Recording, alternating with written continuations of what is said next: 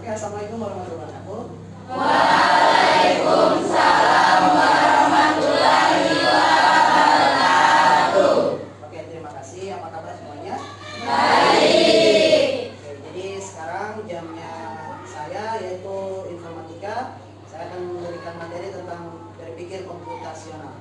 Tapi sebelum itu, Bapak Guru, sebelum kita mulai pelajaran, alangkah baiknya kita berdoa. Yang pimpin doa siapa? Jangan sebelum kita mengakhiri pembelajaran ini, alangkah baiknya kita berdoa. Berdoa mulai.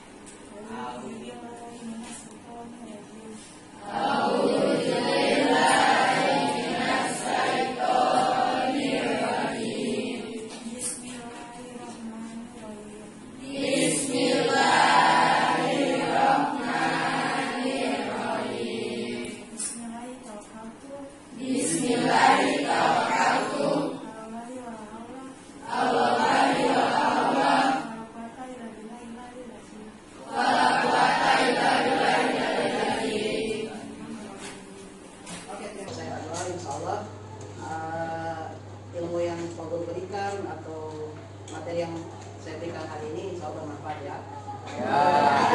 Jadi bisa masuk dalam pikiran Anda. Jadi insya Allah tidak mudah.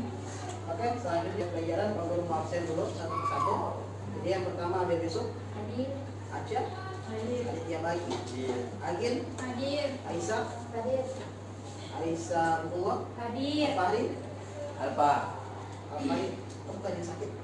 Sakit. Halo. Sakit. Sakit Pak Guru. Ada yang bilang apa? Amelia, Hadir. Intan, Citra, Hadir. Entris, Hadir. Claudia, Hadir. Editi, Hadir. Gibran, Iska, Hadir. Kiran, Hadir. Laras, Hadir. Berti, Faisal, Hadir. Septio, Saprianto, Hadir. Puspita, Hadir. Raditya, Hadir. Rara, Hadir. Rifki, Hadir. Rika, Hadir. Salim, Hadir. Mutia. Apa? Mutia kemarin ada? Tidak ada. Hari Jumat. Tidak ada.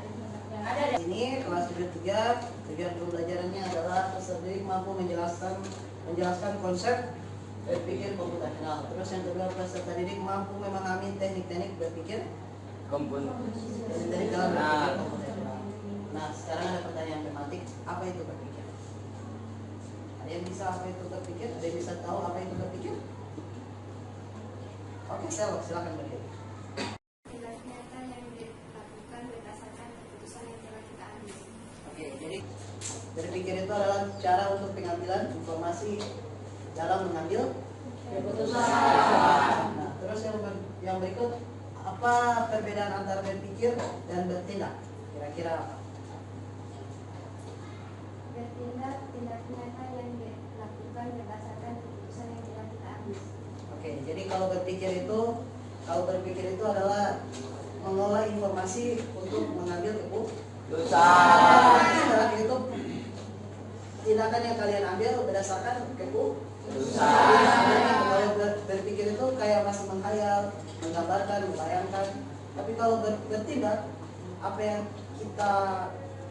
apa informasi yang kita bayangkan, apa informasi yang kita pikir, nah itu kita eksekusi, kita ambil tindakan. Itu contohnya beda, itu perbedaan berpikir dan bertindak.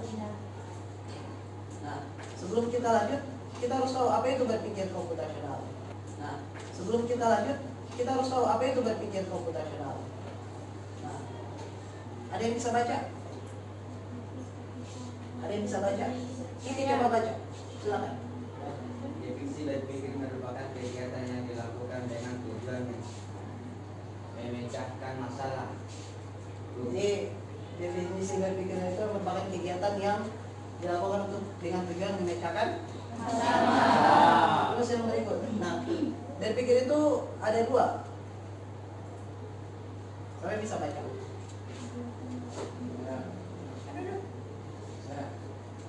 Lanjut, baca.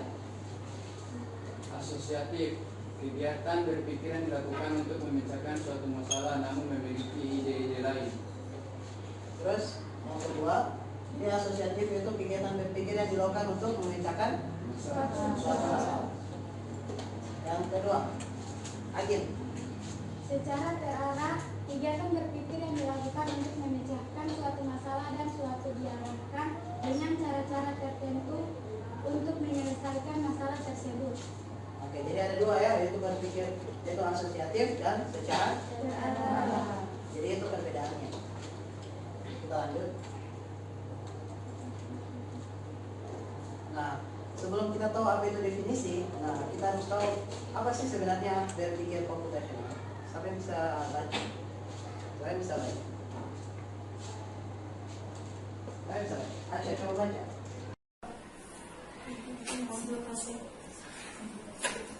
Berapa? Berpikir Berpikir komputasional. komputasional merupakan metode pemecahan masalah dengan menerapkan teknologi ilmu komputer atau informatika.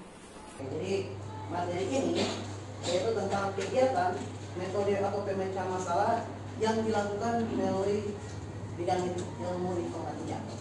Jadi pemecahan masalah kalau pakai teknologi, pakai bidang ilmu informatika, nah itu namanya berpikir komputasional. Lanjut. Nah ini kan keuntungan berpikir komputasional. Yang pertama, dapat menyelesaikan masalah secara lebih efektif. Dua, dapat memilih langkah-langkah yang tepat dalam menghadapi masalah. Yang ketiga, dapat memberikan solusi dengan menghasilkan sebuah keputusan yang tepat atau yang tepat dapat digunakan sebagai arah maju ke depan untuk merencana berikutnya dengan berbagai langkah yang telah dilakukan. Nah, sebelum kita masuk ke keuntungan, sebelum kita masuk ke teknik, nah, ini adalah teknik-teknik dasar berpikir komputasional. Yang pertama, tekniknya itu adalah decomposition. Nanti sebentar, karena sebentar ada link materi yang Pak Guru kasih sebelumnya, sebelum pertemuan ini, nanti kalian baca, nanti kalian presentasikan hasil tugas yang Pak Guru berikan. Yang pertama itu decomposition. Baru yang kedua, abstrak. Yang ketiga, pattern recognition atau pengenalan pola yang tepat algoritma. Tapi kita tahu dulu, yang pertama decomposition itu teknik dekomposisi merupakan teknik pemecahan masalah dengan cara memecahkan masalah menjadi bagian sub yang lebih kecil. Contoh, sarapan. Nah, kalian kan kalau mau pergi di sekolah, mau aktivitas pada pagi hari, tentunya kalian harus sarapan. Sarapan ini beda-beda. Ada yang makan bubur, ada yang minum teh, ada yang makan pisang goreng, beda-beda. Nah, cuma cara dekomposisinya itu mulai dari sarapan. Di sini contohnya membuat sarapan yaitu roti bakar dengan teh. Nah, terus dibagi lagi ke bagian lebih kecil. Nah, apa saja bahan-bahan untuk membuat roti bakar? Di situ ada selai, di situ ada roti, di situ ada mentega, di situ ada. Jadi begitu. Baru kalau buat teh, di situ ada air panas, di situ ada teh dan lain sebagainya. Nah, itu contoh dari decomposition. Memecahkan masalah ke sebagian yang lebih kecil. Terus yang kedua adalah pengenalan pola. Pengenalan pola. Jadi pengenalan pola merupakan teknik yang digunakan dalam berpikir secara komputasional dengan mengenalkan pola tertentu dengan melihat adanya kesamaan. Jadi ini contohnya. Nanti sebentar kalian akan presentasikan tugas yang Pak Guru ada kasih, yaitu ada 4 teknik tadi, yaitu decomposition, pengenalan pola, abstraksi dengan algoritma. Terus yang berikut abstraksi. Abstraksi merupakan sebuah aktivitas yang berkaitan dengan kemampuan untuk dapat memecahkan masalah atau informasi yang lebih kompleks untuk menjadi informasi yang lebih sederhana. Terus yang keempat, algoritma. Nah, nanti algoritmanya kita akan belajar setelah pertemuan ini. Jadi pertemuan untuk berpikir komputasional materi ini itu ada 8 kali pertemuan. Nanti setelah ini kita akan memperdalam lagi apa itu berpikir komputasional, teknik-teknik dan metodenya. Terima kasih. Nah, tapi sebelum itu ada tugas yang Pak Guru berikan, yaitu tentang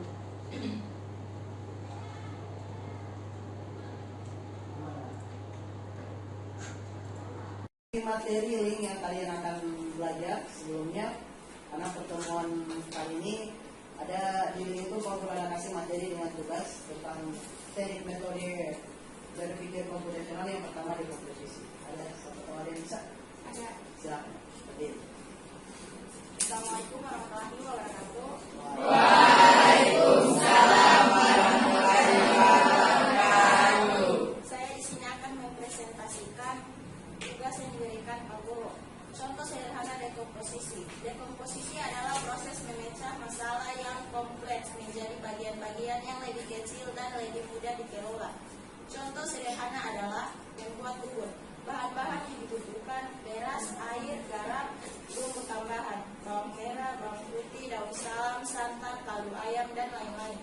Alat yang dibutuhkan panci, sendok, saringan, langkah-langkah, cuci beras dicuci bersih hingga air cucian bening. Masak beras, masukkan beras ke dalam panci, tambahkan air secukupnya. Perbandingan beras dan air bisa disesuaikan dengan takaran bubur yang diinginkan. Tambahkan bumbu, tambahkan garam dan bumbu-bumbu. Bisa ditumis terlebih dahulu atau langsung dimasukkan ke dalam panci. Masak bubur dengan api sedang sambil sesekali diaduk agar tidak gosong dan agar nasi menjadi lebih lembut. Diaduk terus bubur hingga matang dan bertekstur lembut. Saring, jika ingin bubur yang sangat halus, saring bubur setelah matang. Sajikan, bubur siap disajikan dengan berbagai macam lauk paus seperti ayam suwir, telur puyuh atau kerupuk. Oke, silakan tepuk tangan.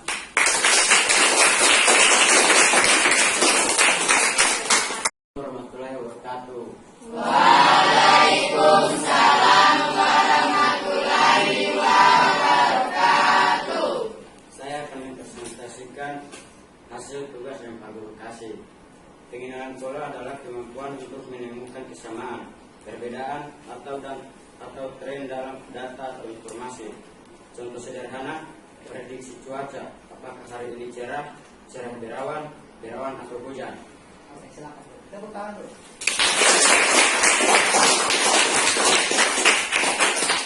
Silakan. Ada yang bisa tentang contoh abstraksi? Saya. Silakan.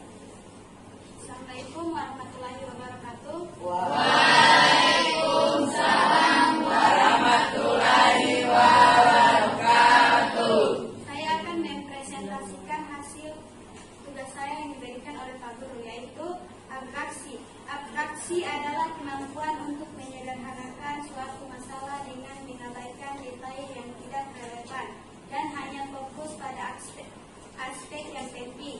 Contoh sederhana adalah permainan catur yang merupakan representasi abstrak dari pertempuran.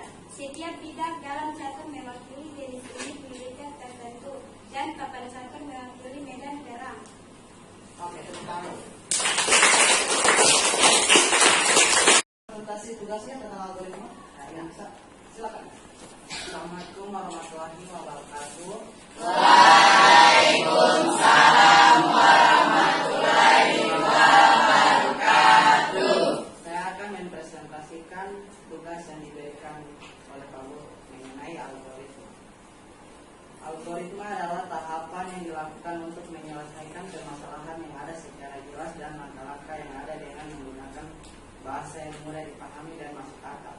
Contoh algoritma untuk menghitung luas persegi panjang dengan data input panjang dan lebar. Yang pertama mulai, yang kedua masukkan nilai panjang, yang ketiga masukkan nilai lebar, yang keempat hitung luas dengan rumus sama dengan panjang dan lebar. Kelima cetak nilai luas dan keenam selesai. Oke, terima kasih tekan. Jadi Pak Guru mau kasih contoh di kehidupan sehari-hari kalian, bagaimana itu teknik dalam berpikir komputasional. Itu ada 4. Yang pertama adalah dekomposisi, yang kedua adalah pengenalan pola, yang ketiga adalah abstraksi, yang keempat adalah Algoritma. Nah, keempat itu adalah cara berpikir komputasional dengan menggunakan teknologi atau ilmu informasi. Nah, disebut berpikir komputasional. Contoh sederhana yang kalian presentasikan tadi itu adalah contoh sederhana di kehidupan sehari-hari. Oke, tepuk tangan buat kita semua.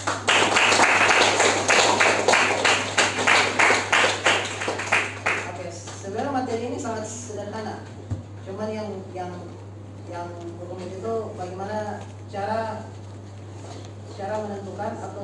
memberikan contoh dalam kehidupan sehari.